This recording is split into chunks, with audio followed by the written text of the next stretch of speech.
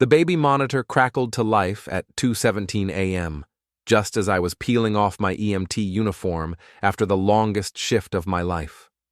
12 hours of cardiac arrests, overdoses, and domestic disputes had left me bone-tired, but something in the static made me freeze.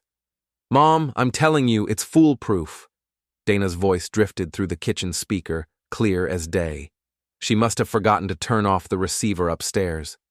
Before we dive deeper into this story, I have one small request.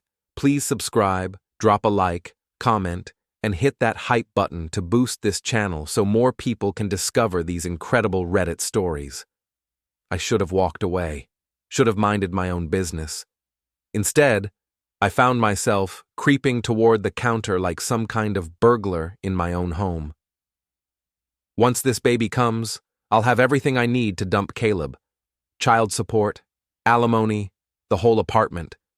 Austin says the system always sides with mothers, especially when the father works crazy hours like an EMT.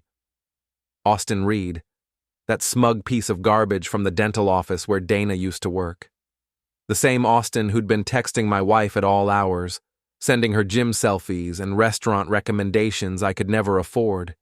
He's so gullible, Mom. Honestly, it's almost sad. He thinks we're this perfect little family, but I've been planning this for months. Austin's already got a lawyer lined up, says I can take him for everything he's worth. The baby monitor hissed with static as Dana's mother, Mrs. Harper, cackled like some suburban witch. "That's my smart girl. You deserve so much better than that ambulance driver. Austin has real money, real prospects. The best part? Caleb will never see it coming. He's too busy playing hero, saving strangers while his own marriage falls apart. By Christmas, I'll be living in Austin's condo downtown, and Caleb can have his precious EMT job and nothing else." I stood there in my kitchen, still wearing my work boots, listening to my pregnant wife plot my destruction like she was planning a dinner party. The woman I'd been married to for 6 years. The woman carrying my child. The woman who'd kissed me goodbye that morning and told me she loved me.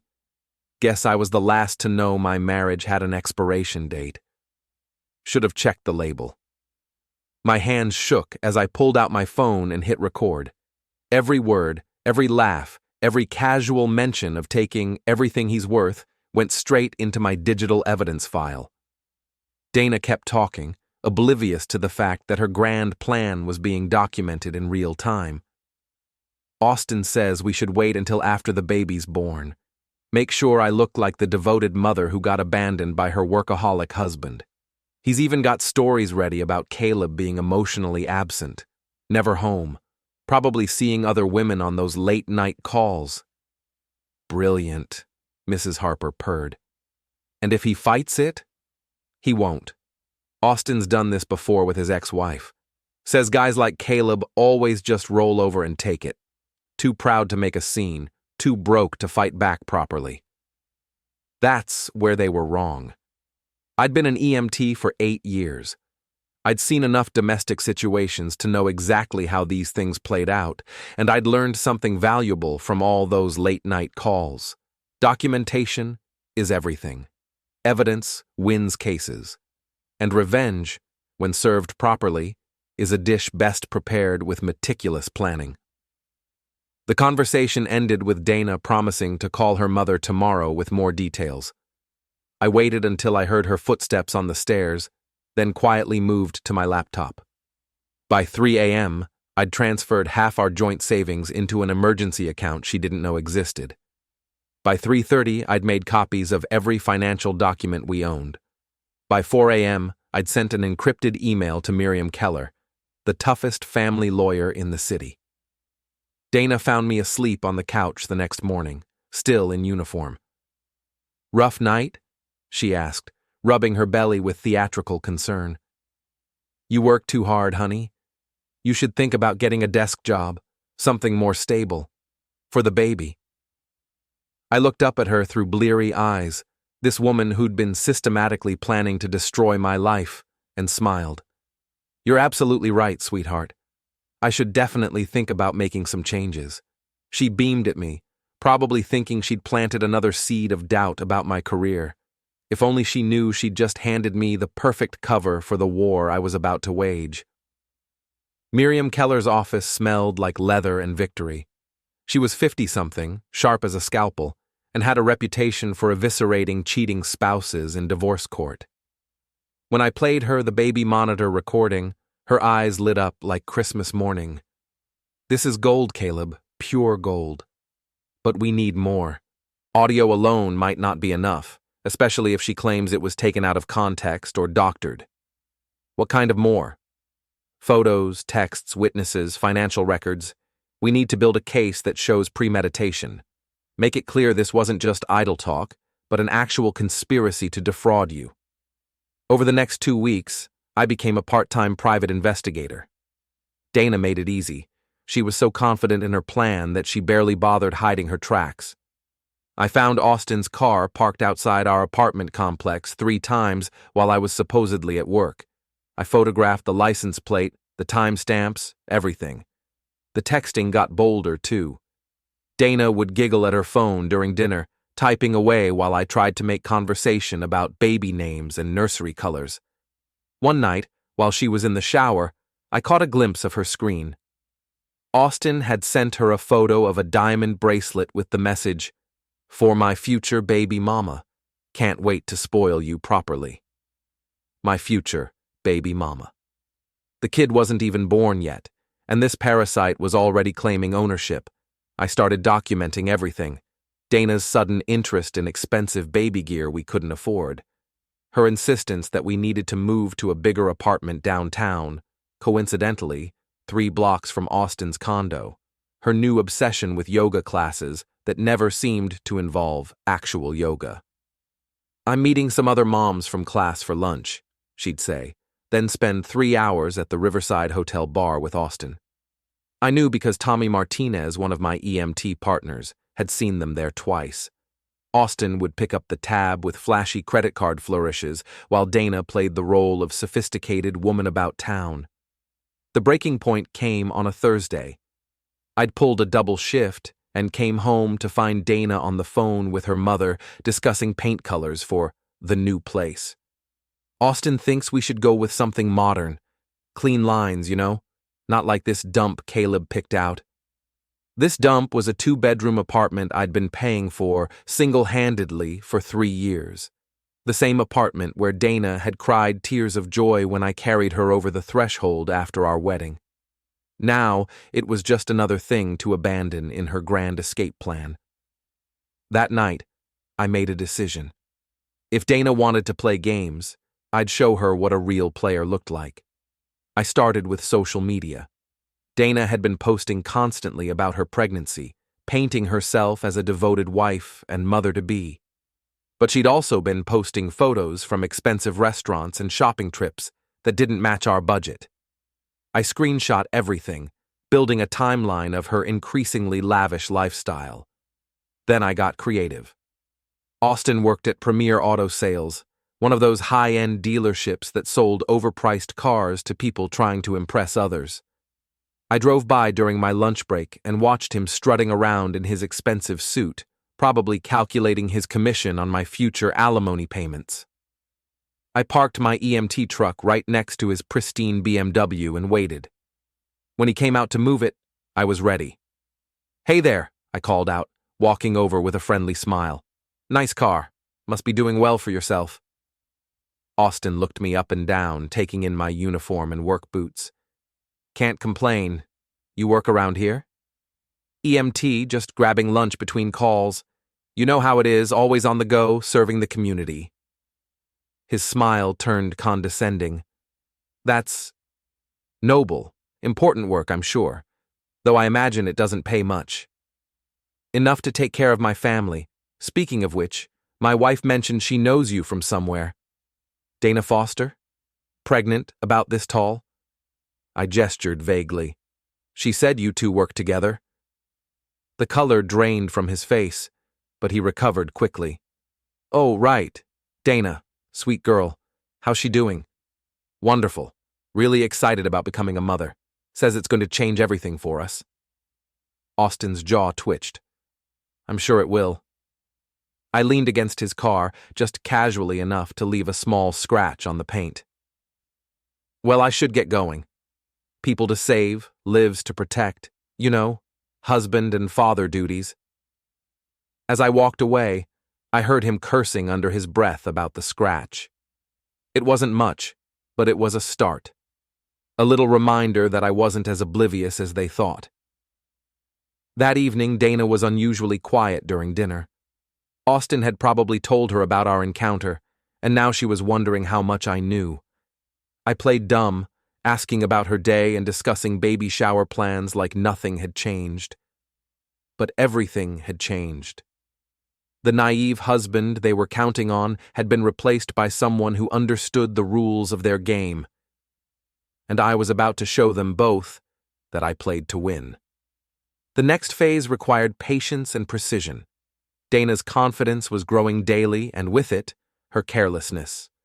She'd started taking calls from Austin in front of me, claiming they were from her doctor or various baby-related services. But I could hear his voice through the phone, and doctors don't usually discuss weekend getaways and jewelry shopping. My EMT crew became unwitting allies in my reconnaissance mission. Tommy Martinez lived near the Riverside Hotel and started sending me photos whenever he spotted Austin's BMW in the parking lot. Jake Sullivan, our senior medic, had connections throughout the city and confirmed that Austin had indeed helped his ex-wife take him to the cleaners 2 years earlier. "Guy's got a system," Jake told me during a quiet moment between calls. "Finds unhappy wives, promises them the world, helps them divorce their husbands, then moves on to the next mark. His ex-wife got the house, the cars, everything. Now she's stuck with a kid and no support because Austin's assets are all hidden offshore." The pattern was becoming clear. Austin wasn't just stealing my wife. He was running a con, and Dana was too blinded by his promises to see it coming. I decided it was time to rattle their cage. The opportunity came at our neighborhood's annual summer barbecue. Dana had insisted we attend, claiming she wanted to show off her pregnancy to the neighbors. What she really wanted was to parade around in the expensive maternity dress Austin had bought her, playing the role of glowing, expectant mother. Austin showed up fashionably late, claiming he was just in the neighborhood and thought he'd stop by. The coincidence was about as believable as a $3 bill, but our neighbors ate it up. He worked the crowd like a politician, shaking hands and dropping hints about his successful career. I watched from across the yard as Dana gravitated toward him, laughing at his jokes and touching his arm just a little too often for a married pregnant woman. Mrs. Patterson from next door leaned over to me with concern. "Is everything okay with you and Dana, dear? She seems different lately." "Just pregnancy hormones," I replied, keeping my voice light. "You know how it is." But Mrs. Patterson's sharp eyes had caught something I'd missed. Other neighbors were noticing too. The whispers started small but grew louder as Dana and Austin's flirtation became more obvious. Austin, emboldened by what he perceived as my obliviousness, decided to make his move. He approached me while I was manning the grill, beer in hand and smirk firmly in place. "Caleb, right? Dana's told me so much about you. Must be exciting driving an ambulance around all day. It has its moments, saving lives, helping people in crisis, very fulfilling work." "I'm sure it is, though I imagine it's tough on a marriage, all those irregular hours." Dana mentioned "you're hardly ever home." The audacity was breathtaking. Here was a man who'd been systematically seducing my wife, offering me marriage advice like some kind of relationship expert. "Dana and I manage just fine," I said, flipping burgers with deliberate calm. "We're very good at communicating with each other. No secrets between us." His smile faltered slightly. "Of course, communication is key." "Absolutely. In fact, we talk about everything. Her friends, her activities, her plans for the future. She tells me the most interesting stories." Austin's grip tightened on his beer bottle. "Stories?" "Oh, you know. Girl talk, dreams about the perfect life, fantasies about what could be. Sometimes I think she watches too many romance movies, Gets these elaborate ideas about running away with some rich guy who'll solve all her problems. I laughed like it was the most amusing thing in the world, but Austin wasn't laughing anymore. He was calculating, trying to figure out how much I actually knew. "Well," he said finally, "everyone needs dreams." True, though I've always found reality to be more reliable than fantasy. Dreams have a way of turning into nightmares if you're not careful. Before he could respond, I accidentally bumped into him while reaching for the cooler. My elbow connected with his beer, sending the entire contents splashing across his expensive white polo shirt and khaki pants. "Oh man, I'm so sorry," I exclaimed, loud enough for half the party to hear. "How clumsy of me." Austin stood there dripping, his carefully cultivated image literally dampened, while neighbors rushed over with napkins and concerned questions. Dana appeared at his side, fussing over him like a mother hen, which only made the situation more obvious to everyone watching. "It's fine," Austin muttered, but his face was red with embarrassment and anger. "Here, let me help you clean up," I offered, grabbing a handful of napkins and making a show of dabbing at his shirt. "These stains can be tricky, might need professional cleaning. Expensive stuff like this, you want to take care of it properly." The message was clear. I knew exactly how expensive his lifestyle was, and I wasn't impressed. As Austin retreated to his car to change clothes, I caught Dana glaring at me with barely concealed fury. For the first time since this whole mess started, she was looking at me like I might be more than just a convenient meal ticket. "That was quite an accident," she said when we got home that night. "Yeah, terrible luck. Poor guy seemed really upset about his shirt. Must have cost a fortune." "How would you know what his clothes cost?" I shrugged, playing innocent. "Just looked expensive. Not the kind of thing I'd wear to a neighborhood barbecue, but then again, I'm not trying to impress anyone." Dana went to bed early that night, but I could hear her whispering furiously into her phone. Austin was probably getting an earful about my suspicious behavior, and Dana was likely demanding to know if their plan was still secure. Let them worry. Let them second-guess every interaction, every coincidence, every accident that might not be so accidental. The psychological pressure was just beginning, and I had plenty more surprises in store. The game was officially on, and I was playing for keeps. 2 weeks after the barbecue incident, my carefully laid plans began bearing fruit. Dana's paranoia was reaching new heights, and Austin had started avoiding places where he might run into me. But avoidance wasn't going to save them from what was coming. I'd been building my case methodically, documenting every lie, every secret meeting, every expensive purchase that didn't match our budget. Miriam had been impressed with my thoroughness, but she wanted one more piece of evidence: witnesses to their affair who could testify in court. That's where my EMT training came in handy. We're taught to observe details, to notice things others miss, and to document everything for legal purposes. I started following them, not like some obsessed stalker, but like a professional gathering evidence. The breakthrough came on a Tuesday afternoon. Dana claimed she had a prenatal appointment, but I knew her real doctor's office was across town. Instead, she drove to the Riverside Hotel, where Austin was waiting in the parking lot. I positioned myself in the lobby, pretending to read a newspaper while they checked in together. The desk clerk, a young guy named Marcus, didn't seem to care that they were obviously not married to each other. But he did care when I approached him later with my EMT badge and a story about needing to locate a patient's emergency contact. "Yeah, I remember them," Marcus said. "They've been coming in every Tuesday for about 6 weeks. Always pay cash, always leave after a couple hours. The woman's pregnant, right? Seemed weird to me, but hey, not my business." Not his business, but definitely mine. And now I had a witness who could place them together at a hotel on a regular basis. The confrontation I'd been planning finally came together the following Friday. Dana had told me she was having dinner with her mother, but Mrs. Harper was actually at her weekly bridge game, something I'd confirmed with a quick phone call to the community center. I found them at Chez Laurent, the most expensive restaurant in the city, celebrating something with champagne and intimate conversation. Dana was wearing a dress I'd never seen before, probably another gift from her generous boyfriend. I didn't storm in like some jealous husband in a bad movie. Instead, I waited until they were deep in conversation, then walked calmly to their table and sat down in the empty chair. "Mind if I join you? I was in the neighborhood and thought I'd surprise my wife."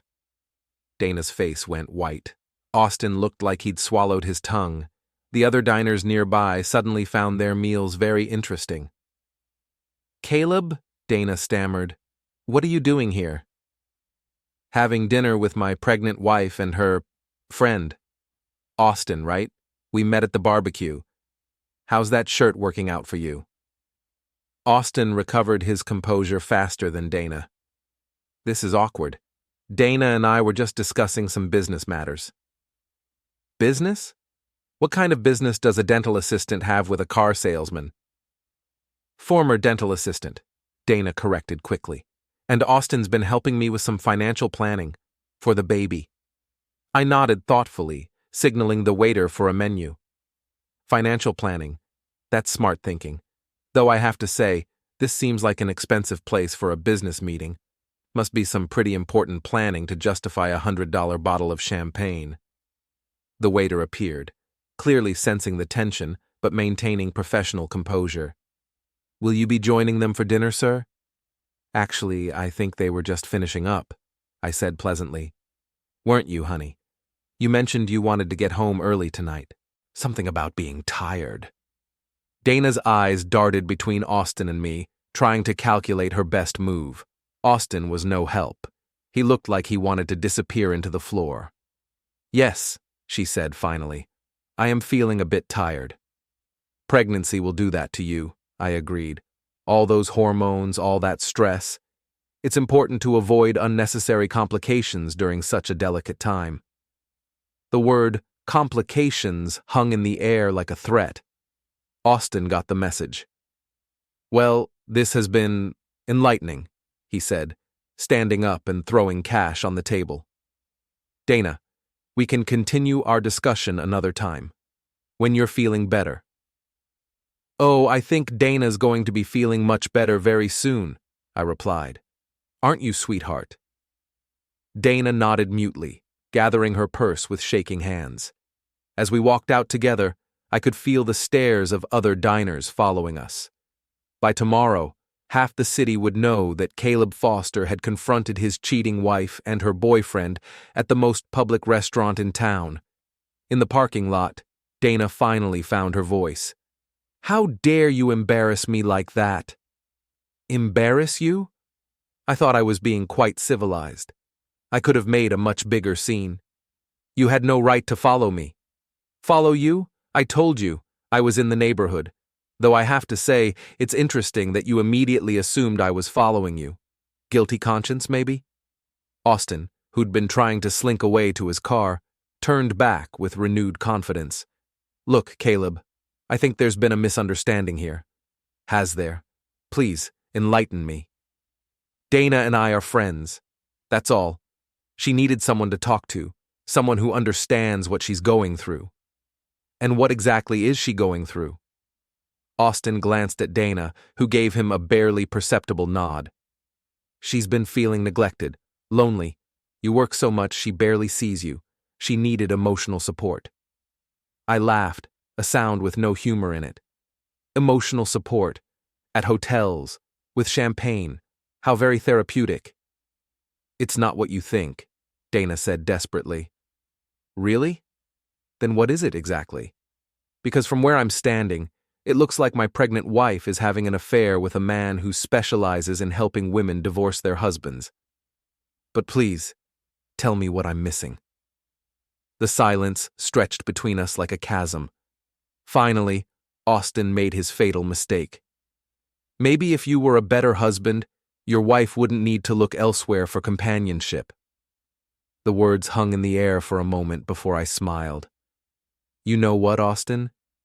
You're absolutely right. I haven't been the husband Dana deserves. But that's about to change. Starting tomorrow, I'm going to be very, very attentive to my wife's needs. All of them. I turned to Dana, whose face had gone from white to green. Come on, honey. Let's go home and discuss our future. I have some wonderful ideas about how we can improve our communication. As we drove home in separate cars, I could see Dana's hands shaking on the steering wheel ahead of me. The confrontation had gone exactly as planned. They knew I was onto them, but they didn't know how much evidence I had or what I planned to do with it. The uncertainty would eat them alive, just like their betrayal had been eating at me. But the real fireworks were still to come. The final act began with a phone call from Tommy Martinez at 6 in the morning. Caleb, you need to see this. Austin Reed's car is parked outside the Riverside Hotel, but something's different. There's a tow truck here, and hotel security is involved. I arrived to find Austin arguing with a repo man while hotel guests gawked from the windows. Apparently, his BMW payments were 3 months behind, and the bank had finally tracked him down. Dana was nowhere to be seen, probably hiding in their room while her knight in shining armor dealt with his financial reality. Having some trouble? I asked, walking up with 2 cups of coffee like I was just being neighborly. Austin spun around, his face flushed with embarrassment and rage. This is none of your business. You're right, but I was in the neighborhood. Seems like I'm always in the neighborhood these days, and thought you might need a ride.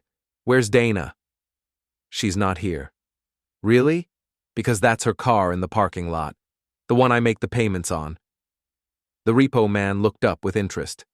You know these people? The gentleman here has been providing emotional support to my pregnant wife, very generous with his time and attention. Austin's jaw clenched. Shut up, Caleb. Now that's not very friendly, especially considering all the support you've been giving Dana. The dinners, the gifts, the hotel visits. I should probably thank you. Thank me? For helping me understand what my marriage really means. It's been quite an education. The tow truck driver finished loading Austin's car and handed him a receipt. You've got 72 hours to pay the balance, or it goes to auction. As the truck drove away with Austin's status symbol, I offered him my coffee. Rough morning. Want to talk about it? Go to hell. Interesting response from someone who's been counseling my wife about her emotional needs. Is that the kind of support you've been providing? Because I have to say, it doesn't seem very professional. Austin started walking toward the hotel entrance, but I kept pace beside him. You know, Dana's been so much happier lately. All those yoga classes, those business meetings, those long talks with you about financial planning. She's practically glowing. Leave me alone. But we're practically family now, aren't we? I mean, you've been so involved in our personal lives, our future plans. Dana tells me you have some very specific ideas about what's best for our family.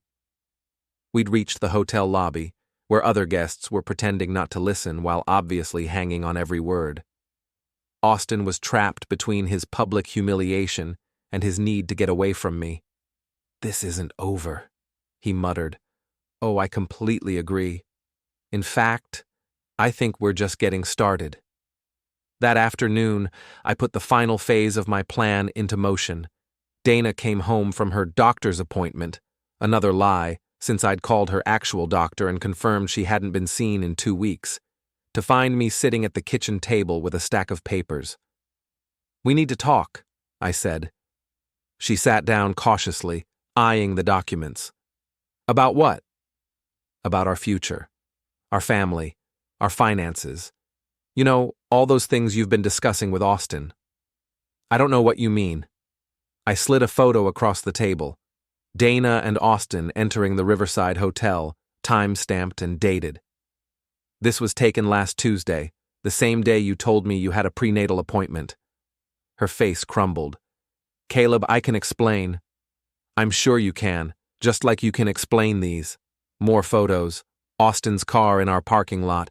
Dana wearing expensive clothes we couldn't afford, the 2 of them at restaurants holding hands across candle-lit tables, and these, bank statements showing unusual spending patterns, credit card receipts from stores I'd never heard of, a paper trail that painted a clear picture of deception and financial manipulation.